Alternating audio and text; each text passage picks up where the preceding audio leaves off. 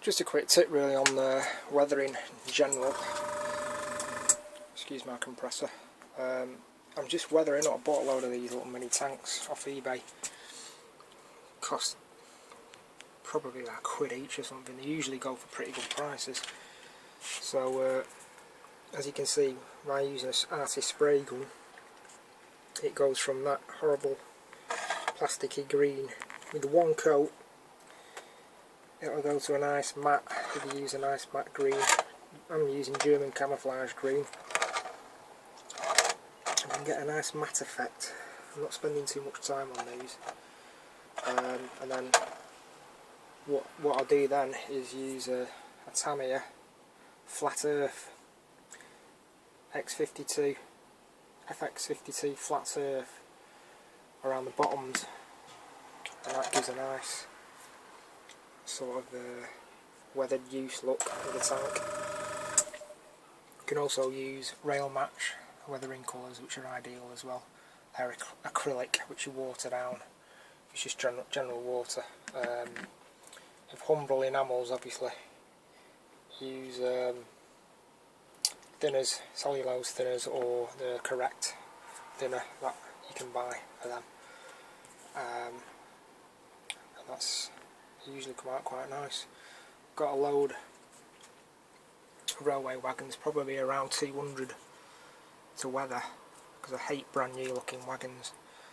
And to do that, all you do is you take the axles off, mask out the axle insides of the axle with a tiny bit of tape, take the couplings off unless you want the couplings weathered, and again I just use a Flat Earth around the bottoms just to give it that used look. I don't want to spend too much time on each wagon, but of course you can use the various different colours in the rail weathering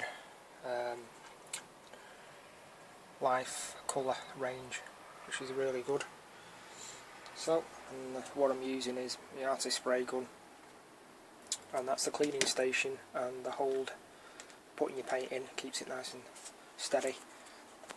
Compressor I'm using is just a basic. The only air supply it's got is what it's holding inside here. Could do with one with a tank, but at the moment I've not bought one of them. And I do stress, whenever you're spraying, always use a mask, even if you're in a ventilated area. I use something like that, which I use at work anyway. You can get these from car body places, suppliers, professional suppliers usually issue these. This has got a dual filter system, so you're not breathing in any horrible fumes which can be hazardous to your lungs, even acrylics. So do stress that, to use them whenever you can, or even get a mini spray booth which you can buy off eBay for around £80, which filters the fumes, sucks it up through a filter. So I'll just weather these up and see how they look.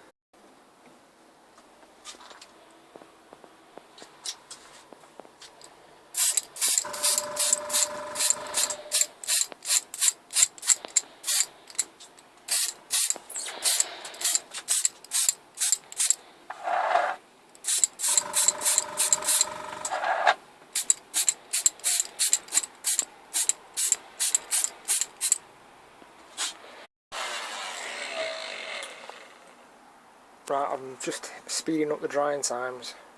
We've got all the base coat on now, using a heat gun. Setting number 1, hot air gun. Be very careful with these, always switch off. Be very careful what you're doing with these, because they are an extremely dangerous tool, but keep it at the right distance. Won't melt the plastics. Move it around.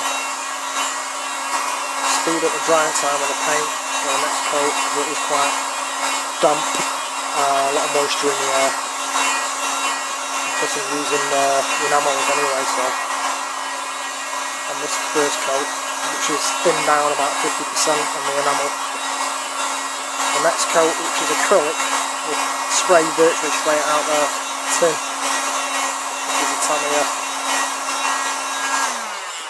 Just always remember to unplug you're not using it.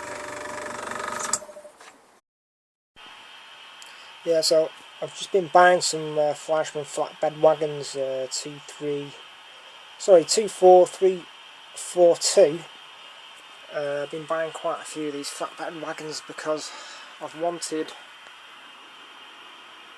to do a tank train, so I bought some howitzers and various other tanks and just basically fit them on top of the flatbed wagons in some way, and that's how they've turned out after a weathering. These were just bought second hand off eBay, ROCO mini tanks, and they were in a pretty bad way. They were just painted not very well. Just like I say, I've just sprayed them green and done an earth effect on the side. Nothing special, but just for quickness I have, like I say, I'll be making up a train, the ROCO mini tanks, which I'll show now.